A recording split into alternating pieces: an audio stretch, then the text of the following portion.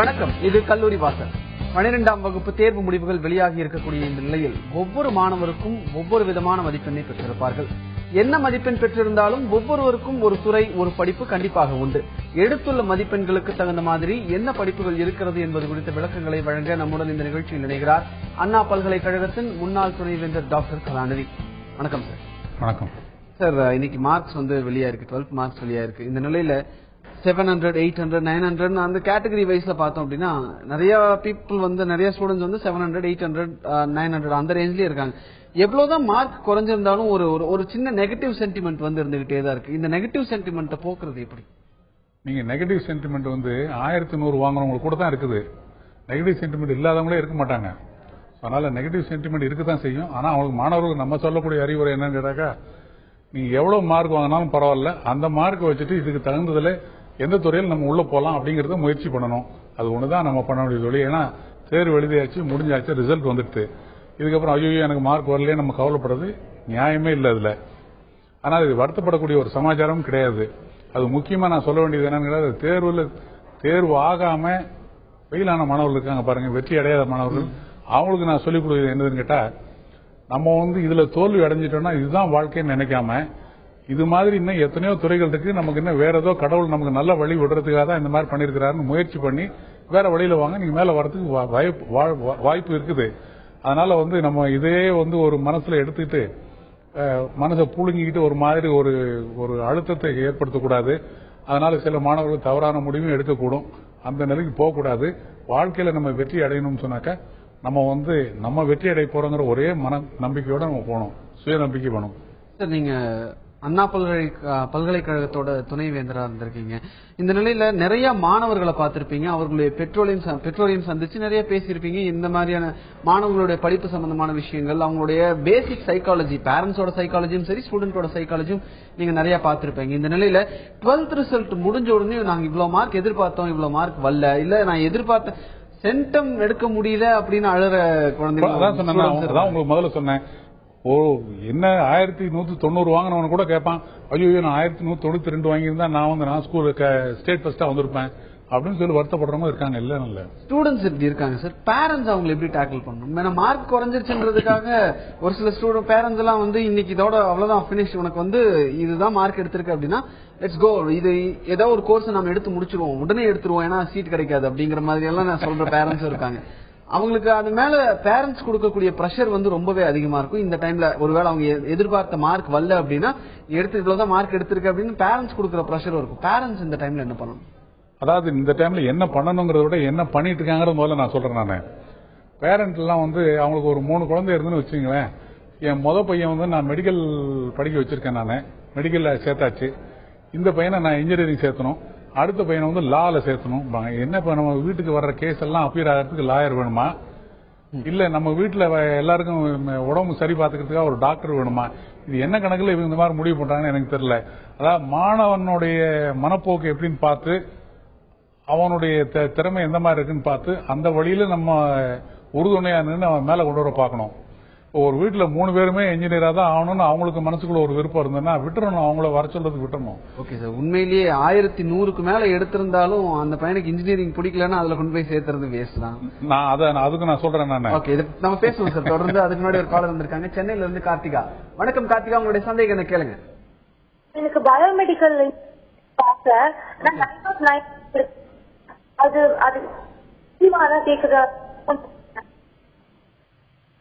Biomedical பத்தின course என்ன கேக்குறாங்க கார்த்திகா? தொடர்ந்து கேளுங்கம்மா. பயோமெடிக்கல் கோர்ஸ்ல நீங்க என்ன குரூப் எடுத்திருந்தீங்க? பயோமெடிக்கல் கோர்ஸ்ல என்ன பண்ணணும்னு நினைக்கிறீங்க? ஆல் கட் ஆயிடுச்சு. சோ மேபி இவங்க பயாலஜி, பயோ மேக்ஸ் இல்லனா பயோ கம்ப்யூட்டர் சயின்ஸ் எடுத்துக்க வாய்ப்பு உண்டு. அவங்க பயோமெடிக்கல் இன்ஜினியரிங் பத்தி அவங்க கேக்குறாங்க. பயோமெடிக்கல் இன்ஜினியரிங் எடுக்கணும்னு நினைச்சாங்கன்னாக்கா எடுக்கிறதுல ஒன்றும் தப்பு இல்ல. நம்ம நாட்டுல தொழில்நுட்பம் வளர்ந்துருக்குது, ஹாஸ்பிட்டல்ல இன்ஜினியரிங் நிறைய டெவலப் ஆயிருக்குது. இருந்தா கூட பயோமெடிக்கல் இன்ஜினியர் வச்சு ஒரு ஹாஸ்பிட்டல் டெவலப் பண்ணணுங்கிற அளவுக்கு இன்னும் ஹாஸ்பிட்டல்ல அந்த முன்னேற்றம் வரல. ஆனா மேலை நாடுகள் எல்லாம் பாத்தீங்கன்னாக்கா பயோமெடிக்கல் இன்ஜினியரிங் இல்லாத ஹாஸ்பிட்டலே கிடையாது. அவங்களுக்கு நல்ல வரவேற்பு இருக்குது. அதனால உலகம் பூரா நல்ல வரவேற்பு இருக்குது. இந்த மாணவர்கள் இந்த துறையில போனாங்கன்னாக்கா சிறப்பா மேல வரலாம். ஓகே சார், இதுக்கு முன்னாடி பேரண்ட்ஸ் கொடுக்குற ப்ரெஷர் பத்தி சொல்லிட்டு இருந்தீங்க, அதை பத்தி சொல்லுங்க. அதாவது பேரண்ட்ஸ் வந்து மாணவர்களை வந்து ரொம்ப கஷ்டப்படுத்துறது. இப்ப நீங்க சொன்னீங்க 1100 மார்க் வாங்க, அதனால இன்ஜினியரிங் சேர் அப்படின்னு சொல்றான் அப்படின்னு சொன்னாக்கா, நீங்க இன்ஜினியரிங் சேராதுன்னு சொல்லி இந்த பேரண்ட் சொல்றாங்கன்னா அது எதை வச்சு சொல்றாங்கன்னு சொல்லுங்க. அவங்க என்ன சொல்றாங்கன்னு கேட்டாக்கா, இப்போ இந்த இதெல்லாம் விழுந்தது, ட்வின் டவர் கீழே விழுந்தது.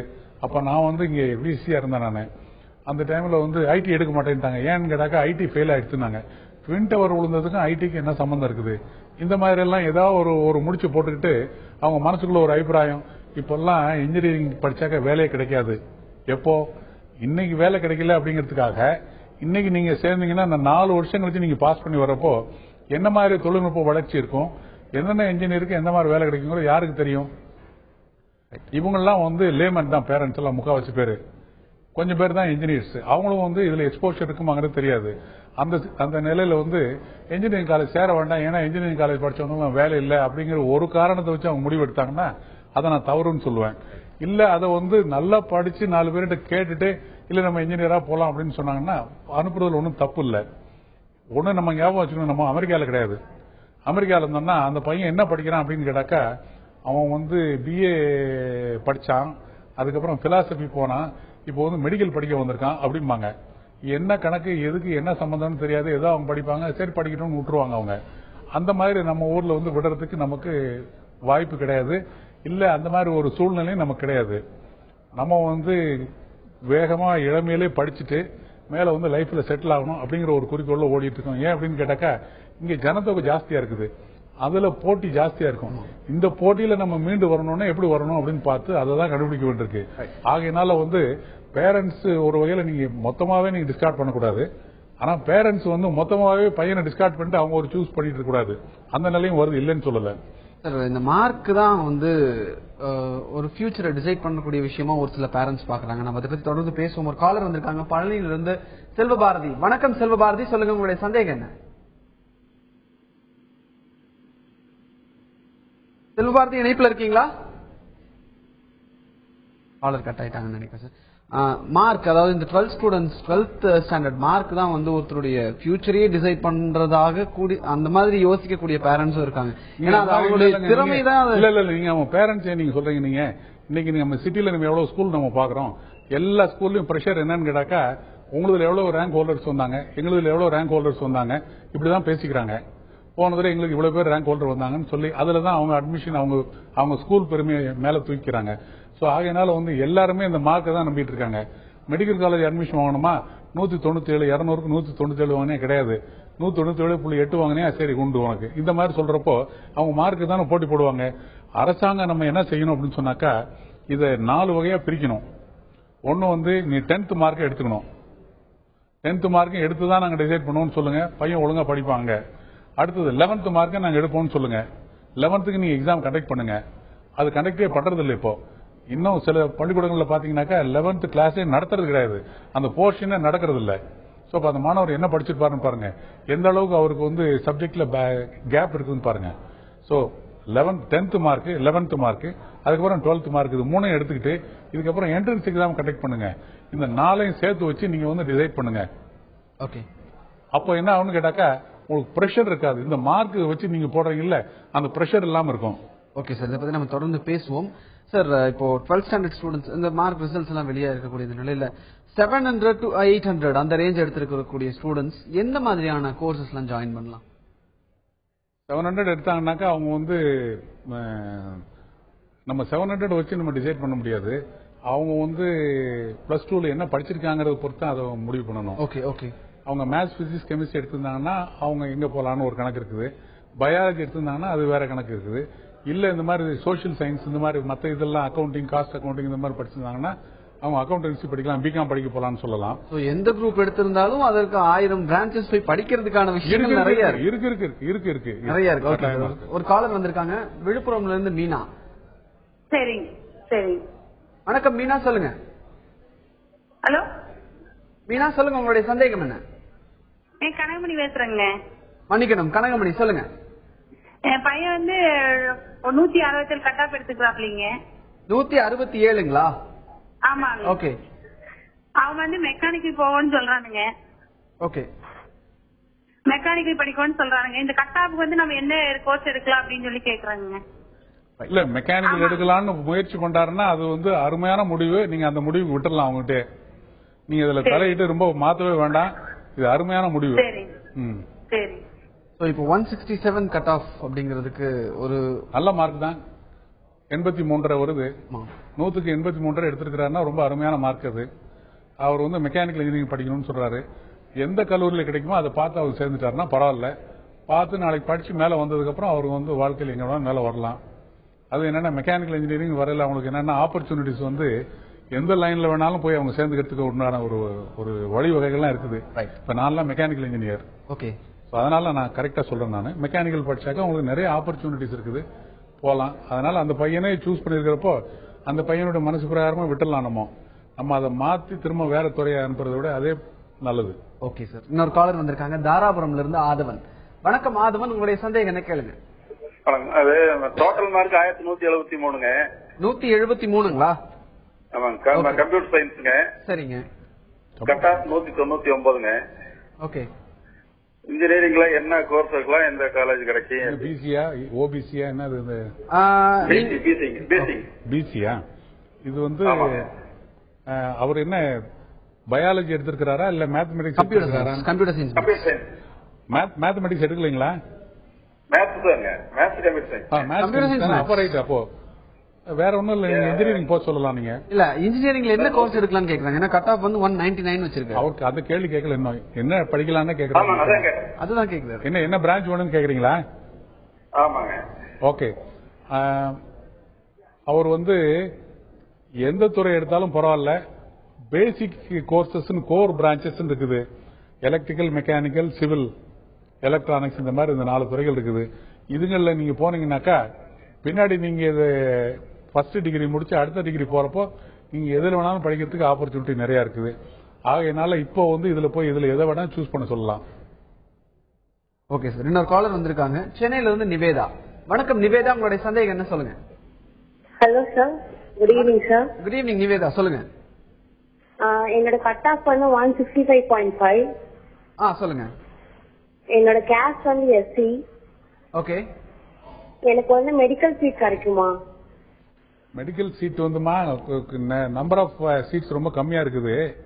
அதனால வந்து எவ்வளவு பேர் அதுக்கு அப்ளை பண்றாங்கறத பொறுத்து தான் அதை முடிவு பண்ண முடியும். இப்போ நம்ம சொல்றது கஷ்டமா இருக்கு. ஆனா நீங்க வந்து கட்டாயமா மெடிக்கல் தான் சேரணும் அப்படின்னு சொன்னாக்கா இந்த ரஷ்யன் யூனிவர்சிட்டிஸ் எல்லாம் வந்திருக்கிறாங்க. இப்போ அங்கெல்லாம் ரஷ்யால எல்லாம் வந்து நம்ம மெடிக்கல் காலேஜ் மாதிரி 100 பங்கு நல்லா இருக்கு தரம். அதனால நீங்க அங்க போய் நீங்க படிச்சீங்கன்னா நல்லா வரலாம் அப்படிங்கறது என்னோட நம்பிக்கை. சார், இப்போ நீங்க சொல்ற மாதிரி ரஷ்யன் காலேஜஸ்ல நாம போய் படிக்கிறோம் அப்படின்னு எடுத்துட்டால, ரஷ்யா அந்த மாதிரி கண்ட்ரீஸ்ல போய் நம்ம மெடிக்கல் கோர்சஸ் படிக்கிறோம் அப்படின்னா அங்க முடிச்சிட்டு வந்து இங்க நம்ம ஒரு எக்ஸாம் எழுத வேண்டியது இருக்கு. அந்த எக்ஸாம் வந்து ரொம்பவே டஃபா இருக்கிறதா அங்கிருந்து படிச்சுட்டு வர மாணவர்கள் வந்து சொல்றாங்க. எங்களுக்கு அந்த டஃப்னஸ் குறைச்சு இங்க எப்படி இருக்கு, அங்க நாங்க படிச்சதுக்கு தகுந்த மாதிரி கொடுங்க. ஏன்னா நாங்க அங்க வந்து பேச்சுலர்ஸ்க்கு தகுந்த மாதிரி, பேச்சுலர் டிகிரிக்கு தகுந்த மாதிரி நாங்க படிக்கிறோம் அப்படின்னா நீங்க இங்க மாஸ்டர்ஸ்க்கு தகுந்த மாதிரி எங்கள்கிட்ட கொஸ்டின்ல கேள்வி கேட்கறீங்க அப்படின்றதுதான் அங்கிருந்து படிச்சுட்டு வரக்கூடிய மாணவர்கள் சொல்லக்கூடிய ஒரு குற்றச்சாட்டா இருக்கு. இந்த நிலையில அங்கிருந்து படிச்சுட்டு அங்க போய் படிச்சுட்டு வர்றது வந்து எந்த அளவுக்கு ஒரு இதா இருக்கும்? இல்ல நீங்க அதாவது இவங்க இந்த கண்டிஷன் போடுறாங்கிறதுக்காக நம்ம வந்து அங்க படிக்க மாட்டேன்னு சொல்றது தப்பு. ஓகே. ஏன்னா உங்களுக்கு மெடிக்கல் படிக்கணும் அப்படின்னு முடிவு பண்ணிட்டீங்கன்னாக்கா நம்ம நாட்டுல இருக்கிற சீட்ல உங்களால உங்க மார்க் கிடைக்கல அப்படிங்கிற பட்சத்துல அங்க போய் படிக்கிறீங்கன்னா என்னுடைய அறிவு கட்டின வரைக்கும் நாங்கெல்லாம் போயிருக்கேன். நானு அந்த கல்லூரிகள் எல்லாம் பாத்திருக்கேன். நானு அந்த கல்லூரிலாம் 100 பங்கு இதை விட நல்லா இருக்கும், நம்ம கல்லூரிகளை விட நல்லா இருக்கும் தரம். அதனால உங்களுக்கு தரமான கல்வி அங்க கிடைக்கும். இவங்க வந்து ஏன் இந்த மாதிரி கஷ்டமான ஒரு எக்ஸாம் கண்டக்ட் பண்றாங்க அப்படின்னு சொன்னாக்கா இது ஒரு பெரிய ஒரு பாலிடிக்ஸே நடந்துட்டு இருக்குது இங்கே. அந்த பாலிடிக்ஸ் இவங்களுக்கு சொன்னா நல்லா இருக்காது இந்த இதுல. அதனால நான் அதை சொல்லல. அவங்க வந்து வேணும்னே வந்து இங்கிருந்து போற மாணவர்களை போகக்கூடாதுன்னு தடுக்கிறதுக்காகவே பண்ணக்கூடிய ஒரு எக்ஸாம் அது. வேற ஒண்ணும் இல்ல. உண்மையில மாணவரை டெஸ்ட் பண்ணா நம்ம ஊர் மாணவரை அந்த டெஸ்ட் எழுத சொல்லுங்க. அவங்க பாஸ் பண்ணிட்டாங்கன்னா நான் அதை ஒத்துக்கிறேன். நம்ம ஊர்ல எம்பிபிஎஸ் படிச்ச மாணவரை அந்த எக்ஸாம் எழுத சொல்லுங்க. அவர் பாஸ் பண்ணிட்டாருன்னா நீங்க நல்லா தான் கண்டக்ட் பண்றீங்க, நான் ஒத்துக்கிறேன். அது கிடையாது, பாஸ் பண்ண மாட்டாங்க எல்லாரும். இதுல வந்து அவங்கள வரக்கூடாது அப்படின்னாக்கா நீங்க இருந்து அங்க படிக்க போகக்கூடாது. இங்க நீங்க கேபிடேஷன் கொடுத்து இங்க படிக்கணும் அப்படிங்கறத இவங்க எண்ணம். Okay sir. ஒரு காலர் வந்திருக்காங்க திருப்பத்தூர்ல இருந்து கோபாலகிருஷ்ணன். வணக்கம் கோபாலகிருஷ்ணன், உங்க சந்தேகம் என்ன கேளுங்க. சார் நான் கட் ஆஃப் 180.25 எடுத்திருக்கேன் இன்ஜினியரிங். எனக்கு எந்த மாதிரி காலேஜ் எடுக்கலாம், எந்த மாதிரி காலேஜஸ்ல படிக்கலாம், என்ன கோர்ஸ் எடுத்து படிக்கலாம்? டாப் காலேஜஸ்ல கிடைக்கும், டாப் காலேஜஸ் கிடைக்குமா சார்? இல்ல நீங்க இன்ஜினியரிங் காலேஜ் சொல்றீங்களா மெடிக்கல் காலேஜ் சொல்றீங்களா? இன்ஜினியரிங். இன்ஜினியரிங்ல வந்து நீங்க உங்க மார்க் வந்து 185 சொன்னீங்க. நீங்க 180.25. இப்போ வந்து நீங்க எந்த கேட்டகரின்னு சொல்லல, நீங்க பிசி எம்பிசி எம்பிசி. சோ உங்களுக்கு வந்து அந்த மார்க்குக்கு உண்டான கல்லூரிகள் அந்த வர்றப்போ அதுல நல்ல கல்லூரிகள் எதுன்னு பார்த்து நம்ம அதுல எடுத்துக்கலாம். நீங்க அதுக்காக நீங்க வந்து தேடி போய் நீங்க வேற ஏதாவது கல்லூரியில பணத்தை எங்கத்தை கொடுத்து பணத்தை வேஸ்ட் பண்ணாதீங்க. ஏன்னா எல்லா கல்லூரியும் ஒரே மாதிரி தான் இருக்குது. அதனால நீங்க வந்து இதுக்காக நீங்க பணத்தை கொடுத்து வேஸ்ட் பண்ண வேண்டாம். உங்க மார்க்குக்கு அந்த டைம் வர்றப்போ எந்த கல்லூரியில இடம் இருக்குன்னு பாருங்க. அதுல நல்ல கல்லூரி நம்ம சூஸ் பண்ணிக்கலாம். இப்போ நான் ஏதாவது ஒரு நல்ல கல்லூரி சொல்லி நீங்க அந்த கல்லூரி கிடைக்கலன்னா சரி அந்த கல்லூரியில நான் பணத்தை கொடுத்து சேர்றேன்னு சொன்னீங்க, அது நியாயம் கிடையாது. நீங்க இவ்வளவு கஷ்டப்பட்டு நல்ல மார்க் வாங்கிருக்கீங்க, ஆகையினால நீங்க வந்து அந்த மார்க் பிரகாரமே சீட்டு கிடைக்கட்டும், அதுல போய் படிங்க. நீங்க சார் இந்த 800-900 மார்க் எடுத்திருக்கிற ஸ்டூடெண்ட்ஸ் வந்து நான் சின்ன வயசுல இருந்தே டாக்டர் ஆகணும் தான் விரும்புறேன், அதனால நான் பணமாவது கட்டி எப்படியாவது நான் மெடிக்கல் சீட் வாங்கிடுறேன் அப்படின்னு பேரண்ட்ஸும் அதுக்கு ஒத்துழைத்து அவங்க வந்து கேபிடேஷன் ஃபீ கட்டி ஒரு டாக்டர் சீட் வாங்கிடுறாங்க. அந்த ஸ்டூடெண்ட் அங்க போய் எவ்வளவு கஷ்டப்படணும்? அவர் எவ்வளவு கஷ்டப்படுவாருங்கிறது ஒண்ணு, அவர் வந்து வெளியில வந்து ஹாஸ்பிட்டல்ல வந்து இந்த பேஷண்ட் எவ்வளவு கஷ்டப்படுத்துவாருங்கிறது அடுத்த பாயிண்ட். இது ரெண்டும் யோசிச்சு பார்க்கணும். அந்த மாதிரி அவர் கஷ்டப்படணுமா முதல்ல, ரெண்டாவது வெளியில வந்து இந்த மாதிரி பேஷண்ட கஷ்டப்படுத்தணுமா? பேஷண்ட் இல்ல, பேஷண்டோட பர்ஸ கசிக்கு எடுத்துருவாங்க. சோ எடுத்திருக்கிற மார்க்குக்கு என்ன கோர்ஸ் கிடைக்குதோ அதை எடுத்து படிக்கிறது பரவாயில்ல, அதான் பரவாயில்ல. கேபிடேஷன் கட்டி போய் படிக்கிறோம் அப்படின்னா அது நம்மளால பேர் பண்ண பணத்தால பேர் பண்ண முடிஞ்சா கூட எனக்கு தெரிஞ்ச வரைக்கும் நம்ம வந்து கேபிடேஷன் கொடுக்கறதே அவாய்ட் பண்ணணும். கேபிடேஷன் கொடுக்காம நீங்க போய் சேருங்க. நீங்க ஏன்னா அரசாங்கம் ஒரு பக்கம் வந்து சட்டமே ஏற்றி இருக்குது கேபிடேஷன் யாரும் வாங்கக்கூடாது அப்படின்னு சொல்லிட்டு, நம்ம இந்த மாதிரி பப்ளிக்கா கேபிடேஷன் பத்தி பேசுறதே எனக்கு ரொம்ப வெக்கமா இருக்கு எனக்கு. ஏன்னா நாடு அந்த மாதிரி ஒரு சூழ்நிலையில போயிட்டு இருக்கு. ஓகே சார், ஒரு காலர் வந்திருக்காங்க மயிலாப்பூர்ல இருந்து சுமதி. வணக்கம் சுமதி, உங்களுடைய சந்தேகம் என்ன கேளுங்க. சந்தேகன்றத விட ஒரு ஆத்மா ஒரு டீச்சரா நான் இதை வந்து பதிவு பண்ண ஆசைப்படுறேன் உங்க மீடியால. என்னன்னு கேட்டீங்கன்னா, நீங்க உங்க ப்ரோக்ராம் ஃபுல்லா பாக்க போது இன்ஜினியரிங் காலேஜ் இது கிடைக்கும் இந்த இன்ஜினியரிங் கேட்டு இருக்காங்க தவிர, நான் படிச்ச காலத்துல +1 +2ல என்ஜினியராகவும் ஆனாங்க அப்படின்னு ஒரு பார்த்துதான். டீச்சரா பாதி பேர் போனோம், பிசினஸ் மேனா பாதி பேர் போனாங்க, மெடிசன்ல எடுத்தாங்க, எல்லாம் ஸ்கேட்டர்டா இருந்தது. ஜாப் ஆப்பர்ச்சுனிட்டிஸும் பியூட்டிஃபுல்லா இருந்தது. இப்ப எல்லாருமே இன்ஜினியரிங் காலேஜ் நிறைய இருக்குன்றதுனால இன்ஜினியரிங் போயிட்டா, நாளைக்கு எனக்கு கெமிஸ்ட்ரி டீச்சர் நானே ரிட்டையர் ஆறேன்னா என்னுடைய வேகன்சியை ஃபில் பண்ண ஒரு இன்ஜினியரிங் கிராஜுவேட் தான் அங்க வந்து நிப்பார் போல இருக்கு. சோ இதை வந்து உங்க மீடியா மூலமா நீங்க ஒரு மாதிரி ஒரு எஜுகேஷனிஸ்ட் பேசினா ரொம்ப நல்லா இருக்கும். ஒரு ஆதரவு இன்னொன்னு சொன்னாரு, +1 போர்ஷன்ஸ் நிறைய ஸ்கூல்ஸ் வந்து கவர் பண்றதுன்னு அது உண்மை. ஆனா இங்க பதிவு பண்ண ஆசைப்படுறேன், எங்க ஸ்கூல் அழகா +1 போர்ஷனை முடிச்சுட்டு +2 போறோம். ஏன்னா +1 இஸ் தி பேஸ்னு எல்லாருமே அண்டர்ஸ்டாண்ட் பண்ணிக்கூடிய ஒரு பேஸ் அங்கதான் இருக்கு அப்படின்றத நான் ஸ்ட்ராங்கா பிலீவ் பண்றேன். தேங்க்யூ.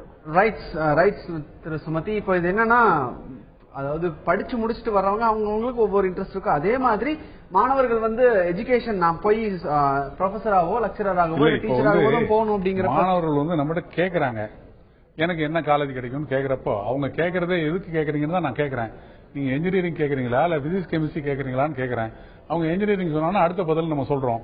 இல்ல அவங்க வந்து ஏன் நீங்க இன்ஜினியரிங் சொல்றீங்க அப்படின்னு சொன்னாக்கா, நம்ம வந்து இன்னைக்கு இருந்து இன்னும் ஒரு 5 வருஷத்துல நீங்க பாத்தீங்கன்னாக்கா எல்லாமே தொழில்நுட்ப மயம் ஆயிடும். இன்னைக்கே நம்ம வீட்டுல போனோம்னாக்கா நம்ம டிவி ஆபரேட் பண்ண தெரியாம நம்ம குழந்தைங்களுக்கு கூப்பிட்டியமா இந்த சேனல் போட எப்படி மாத்துறதுன்னு சொல்லி கொடுங்கிற லெவல்ல தான் இருக்கிறோம். நம்ம இன்னும் கொஞ்ச நாள் போச்சுனாக்கா டெக்னாலஜி எப்படி போகும் நம்மளாலே கெஸ் பண்ண முடியாது, அந்த அளவுக்கு போகுது. இன்னைக்கு டெலிவிஷன்ல நீங்க பாத்துருப்பீங்க, அட்வர்டைஸ்மெண்ட் வருது, ஏர் கண்டிஷனர் நம்ம வீட்டுக்கு போகாம இங்க இருக்கிறப்பே செட் பண்ணி ஆன் பண்ணலாம்னு சொல்லி சொல்றான், ஸ்மார்ட் ஏசி அப்படின்னு சொல்லி. அந்த மாதிரி எல்லா இடத்துலயும் ஸ்மார்ட்னஸ் வந்துட்டே இருக்குது. அரசாங்கம் ஸ்மார்ட் சிட்டின்னு கொண்டு வருது. அந்த மாதிரி வர்றப்போ தொழில்நுட்பம் இல்லாம எந்த வேலையும் நடக்காது. ஆகையினால தொழில்நுட்ப கலைஞர்கள் வேணும். அதுக்கு மேல நீங்க என்ன படிப்பேனா படிச்சுட்டு என்ன வேணா பண்ணலாம். ஒரு சினிமா படம் எடுக்கணும்னா கூட நீங்க இன்ஜினியரிங் படிச்சுட்டு போய் எடுத்தீங்கன்னாக்கா உங்களுக்கு தொழில்நுட்பம் நிறைய தெரிஞ்சிருக்கும் உங்களுக்கு. ரைட். ஓகே சார், இவ்வளவு நேரம் 12th ஸ்டாண்டர்ட் ஸ்டூடெண்ட்ஸ் அவங்க எடுத்திருக்கக்கூடிய மார்க்குக்கு என்னென்ன மாதிரியான கோர்சஸ் எடுக்கலாம், அவங்களுடைய பேரண்ட்ஸ் கொடுக்குற ப்ரெஷரோ இல்ல பியர் ப்ரெஷரோ அதை எப்படி சமாளிக்கிறது அப்படின்றத பத்தி எல்லாம் சொன்னீங்க. உங்க தகவல்களுக்கு 12ஆம் வகுப்பு மாணவர்கள் அனைவருக்கும் நம்மளுடைய வாழ்த்துக்களை தெரிவித்துக் கொண்டு தொடர்ந்து கல்லூரி வாசல் நிகழ்ச்சி நிறைவு பெறுகிறது. தொடர்ந்து இணைந்திருங்கள் சந்தி தொலைக்காட்சியுடன்.